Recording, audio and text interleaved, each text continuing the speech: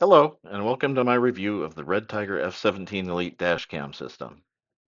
I've started driving into the office more, like a lot of us are now, and I noticed a lot of aggressive driving on the roads, so I thought it'd be a good idea to have some coverage in case anything ever happened. Good picture quality, coverage of the car, and also the ability to have monitoring when the car is powered off and parked was important to me when I was doing my research. I also am not someone who is gifted working with their hands, so ease of setup was important to me as well. I previously used another model camera from the same manufacturer, so it was a pretty logical step to install and try this one. The biggest selling points of the F17 Elite are better night and low light picture quality, and also the ability to record inside the car's cabin. So let me get this started. First I'll show you what comes in the box. You get this very nice box and packaging, as you can see, and inside it, the first thing you'll notice is a sheet that shows the various buttons and ports on the main 4K camera that'll be facing forward, including the cabin camera that can monitor the inside of your vehicle. You get this container with the user instruction manual and the electrostatic stickers that are very important in your installation, as I'll tell you about later. For now, I can't stress enough that you need to make sure those stickers are unbent and in this container until you use them. The first box has the power supply cable for the main 4K camera, has a cigarette lighter adapter, and plugs into the USB-C power port on the camera, along with a tool to help you embed the cables for the camera in your car's interior panels. Finally, you get a box with the 2.5K rear camera USB-C cord, some cable clips to help you with installation and keeping the wires out of your way, and some additional adhesive pads for the camera mounts, which will be handy if you ever need to replace your windshield like I've done. Looking at the 2.5K rear camera, you see it has a standard USB-C port and rotates in its housing here so you can adjust it. The red patch is the adhesive and the green is of course the lens protector it ships with. Now for the main 4K camera. It has a protective film over its display that you can remove. The cabin camera that I mentioned earlier can be adjusted as you wish and is covered with a lens protector right now. You see the recessed USB-C port for the rear camera and then the standard USB-C power port for the camera itself. And we have the micro SD card slot here. This unit ships with a 128 gigabyte card standard and supports up to a 512 gigabyte card. The red button in the bottom and lower left is the main power button. And the green lens protectors covering the main lens assembly that, as you see here, you can adjust manually to control your recording view and angles. And the mount is adjustable to different angles as well. So that's it for the contents of the box. Now, if you want to wire your camera into your vehicle power and get the optional hardwiring kit, this package also comes with the camera. It contains the wires you need to plug into your car's fuse box to ensure that the camera and monitoring systems always have power, even when your car is powered off. Without hardwiring the camera, you will not have access to the monitoring functions when your car is powered off. And this is the contents of the kit with the wires that will plug into your fuses. Now we can go through the settings and prep the camera for installation. First, you can choose the resolution and set both front and rear cameras here. And then next is the option to record audio from inside the car cabin. We'll turn that off for now. Next, we set how long we want each video clip of the camera's record to be, 1, 3, or 5 minutes. The G sensor option sets how sensitive you want the system to be about sensing a collision. I've selected low here. There's also a fatigue reminder function that you can set to remind you to take a break from driving. So if that's something you could use, enable it here. You can choose from every hour to 4-hour periods for this function. This is where you can turn the camera's built-in Wi-Fi on or off. It is Wi-Fi 6 compatible. There's also a volume control next for how loud the click tones the camera makes are, as well as the option to completely turn off the click tones. Then is the option to turn on the startup sound the camera makes, off or on. Next, you can select the screensaver function on the camera and choose whether the display turns off after 15 seconds, 1 minute, or 3 minutes.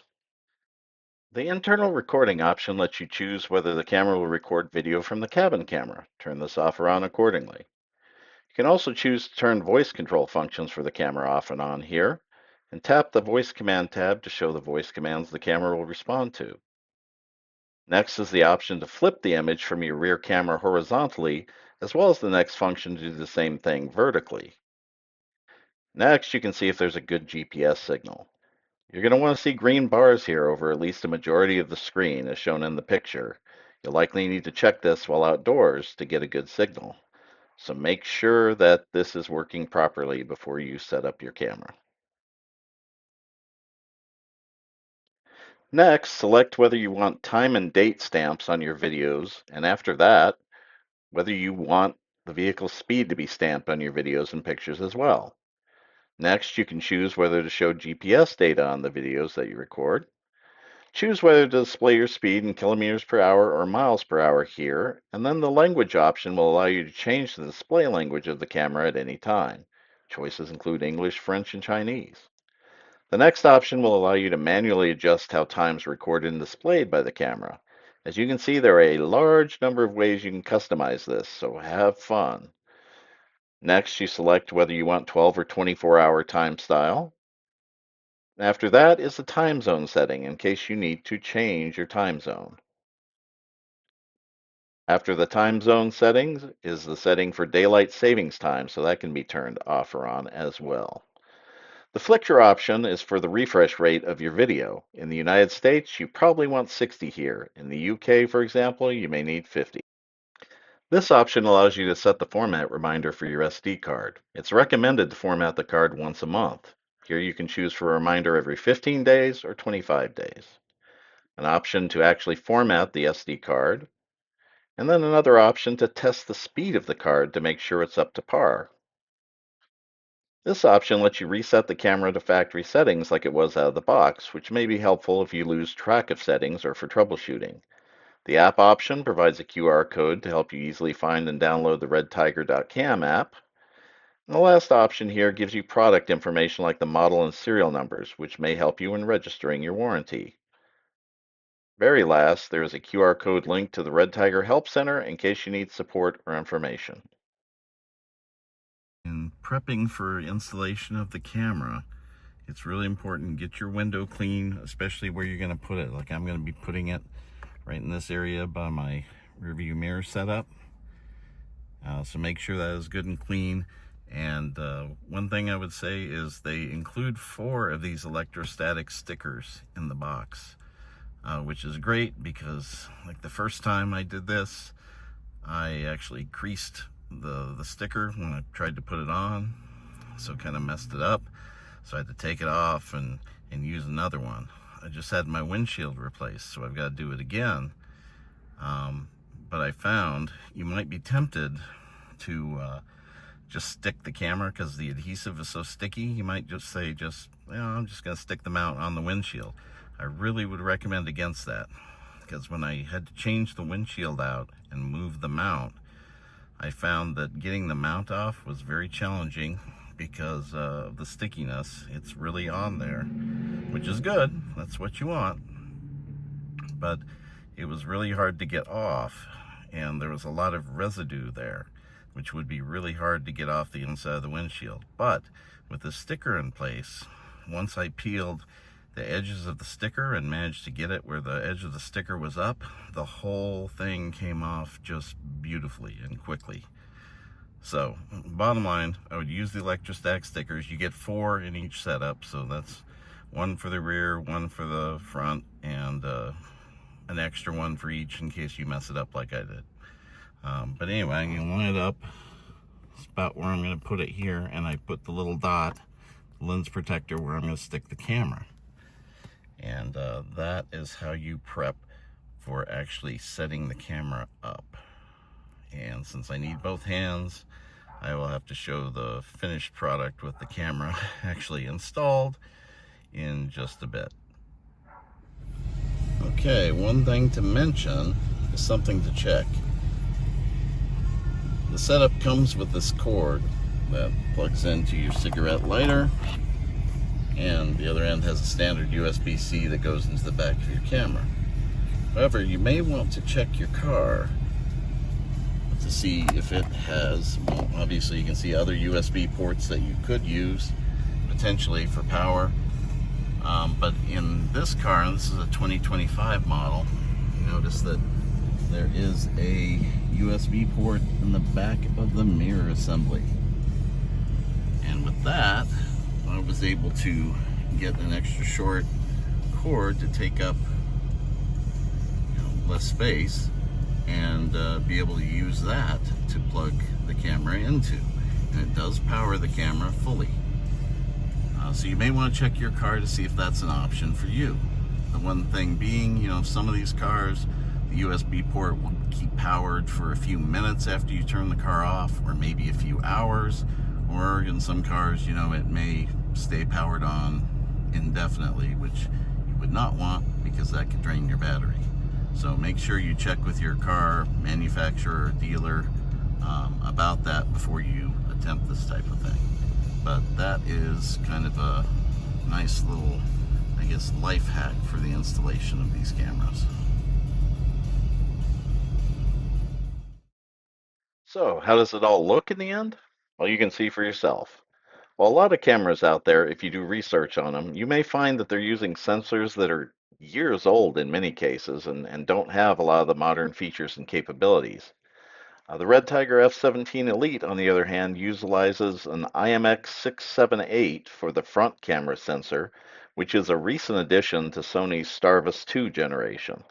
For this generation, Sony's emphasizing clarity and low light capability, including features like digital overlap, HDR, clear HDR, and near infrared enhancement. You can tell how bright and detailed the image is here during a regular daytime drive.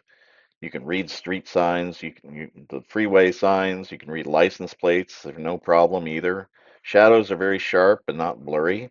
And you also don't have any noise or pixelation, not that I could tell at any rate. Here next is a very, very dark and early morning drive before sunrise. Notice how the image here doesn't get washed out, again, since the camera supports HDR. You can read the license plates, and you can magnify the video and read the freeway signs. This isn't the case with some other cameras I've used in the past and some that I've seen footage from online. The colors here are brilliant and sharp, and you can make out a ton of detail in this video. One other thing to note is the impressive field of view on this camera. The front camera has a field of view that spans 170 degrees. It's truly impressive, and I could show videos like this for hours now, but don't worry, I won't do that to you. Next is some really dark night footage. You can see how much detail and clarity there is here, and how even the brighter lights from the poles or headlights don't drown out the image. It's the HDR again. It looks how it looked to my eyes for the most part, and that's pretty great. I've noticed a number of other cameras available today seem to have a lack of detail and clarity, in addition to worse low light performance, and that includes some other systems that say they're 4K. From what I can tell from my research, this usually is the result of those cameras using an older model chipset, even if they are technically 4K. This camera, using the latest sensor in the Sony Starvis 2 family, helps it stand out quite a bit. In addition to the picture, I have to mention one other thing, that's the voice control functionality. I tested this even during a 114-degree day in Phoenix, Arizona, with the air blasting, window down.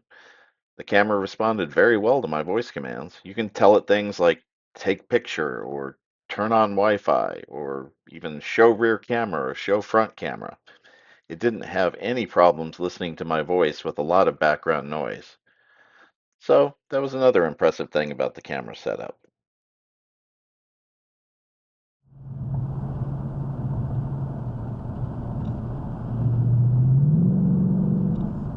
Take picture.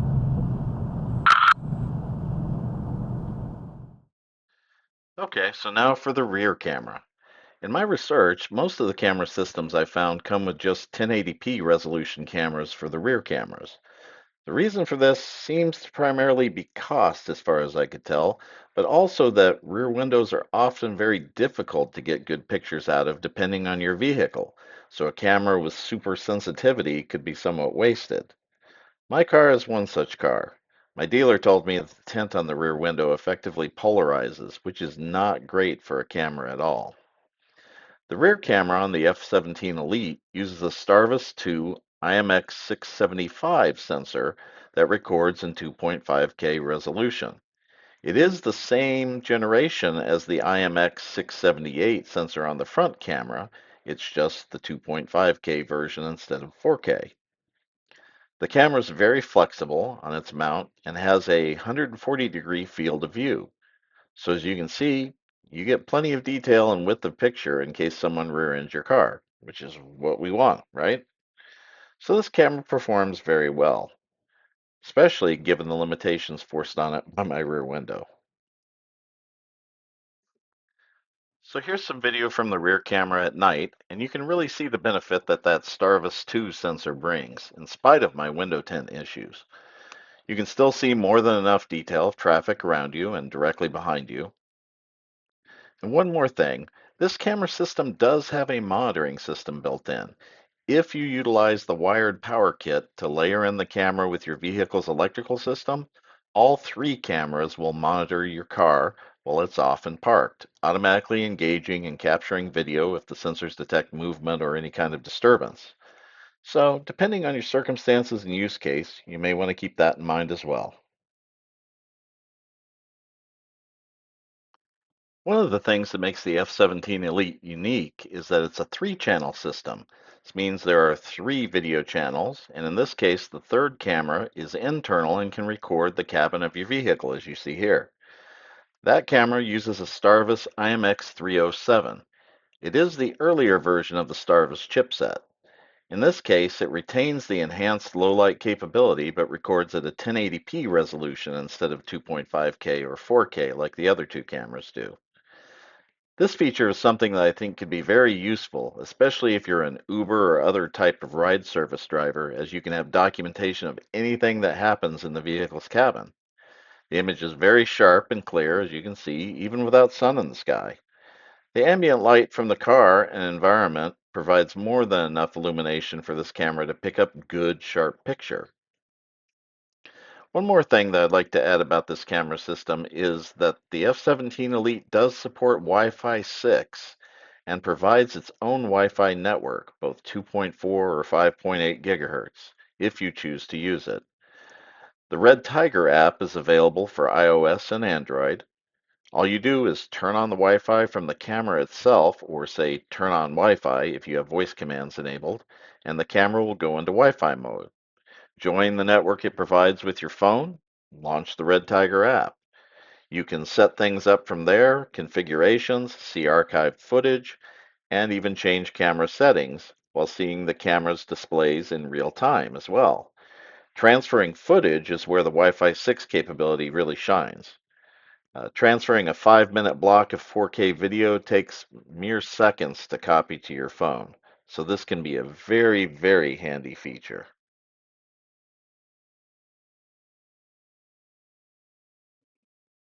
So in closing, overall, I think the RedTiger F17 Elite is a great option for anyone who wants a capable, user-friendly dash camera system, especially if they drive in a lot of low light conditions or if they want to combine all of that with monitoring during the times their car is parked and powered off, or rideshare drivers that need to monitor the internal cabin of their vehicles as well.